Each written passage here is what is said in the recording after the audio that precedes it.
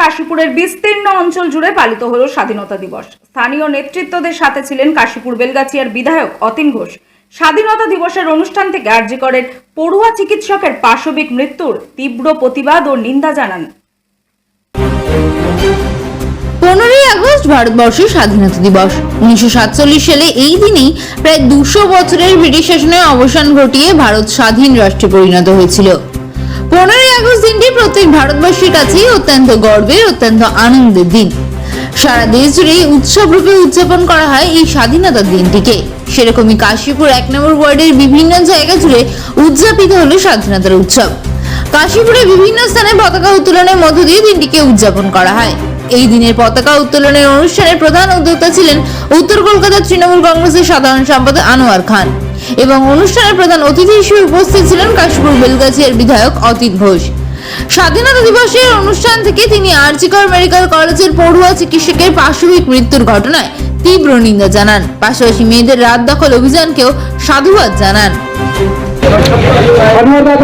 গতকাল রাত্রিরে freedom at midnight করেছি, রাত্রি 2টোর সময় বাড়ি ফিরেছি। সকাল থেকে বেরিয়ে পড়েছি।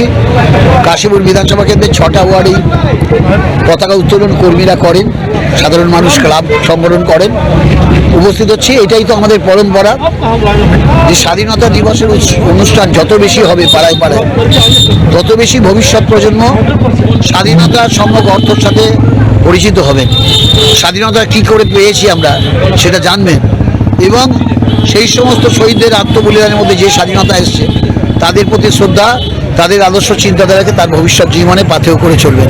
এটা অত্যন্ত দরকার এবং এটাই আমরা করে বেড়াচ্ছি। গতকাল রাত্রে মহিলারা যে রাত দখল অভিযানে নেমেছিলেন সেখানে আমরা দেখতে পাই যে মন্দিরতলার তৃণমূলের যে স্বাধীনতার মঞ্চ সেটাও দখল করে নেওয়া হয়। হ্যাঁ, ওই যে মহিলাদের যে অনুষ্ঠান তার মধ্যে বিজেপি, সিপিএম, ডিওয়াইএফআই, এসএফআই কর্মীরা ঢুকে গেছে। তারা এটা পরিকল্পিতভাবেই করেছে যে তাদের রাজনৈতিক যে উদ্দেশ্য, এই মহৎ উদ্দেশ্যটাকে কলুষিত করে তারা এটা করার চেষ্টা করেছে। মন্দিরতলায় যারা সংগঠন করেছেন আমাদের দলেরা, তারা মানসিকভাবে প্রস্তুত ছিলেন না।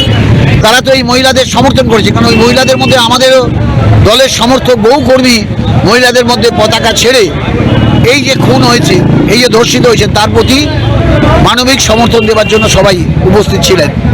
কিন্তু তার এই দুর্বলতা, তার ফায়দা তুলেছে ডিওয়াইএফআই, সিপিএম এবং বিজেপির কর্মীরা। আমরা এর সমুচিত জবাব দেব। হ্যাঁ, এরা সিপিএম বিজেপি সম্মিলিত বাহিনী, তারা করেছে।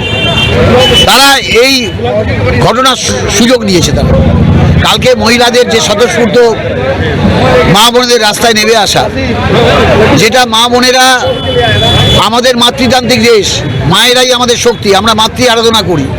সেই মায়েরা যত জাগবেন, জেগে উঠবেন, শত সজাগ হবেন, সমাজ তত পরিচ্ছন্ন হবে, তত পরিষ্কার হবে। ফলে কালকের যে মায়েদের অবদান আমরা শ্রদ্ধার সাথে স্মরণ করি, কিন্তু মায়েদের সামনে রেখে কুচক্রী সিপিএম, ডিওয়াইএফআই, এসএফআই কর্মীরা এবং বিজেপির গুন্ডা বাহিনী তারা যে সুযোগ নিয়েছে, এরপর ওরা সুযোগ পাবে না। এরপর ওদের আমরা সমুচিত জবাব দেবো।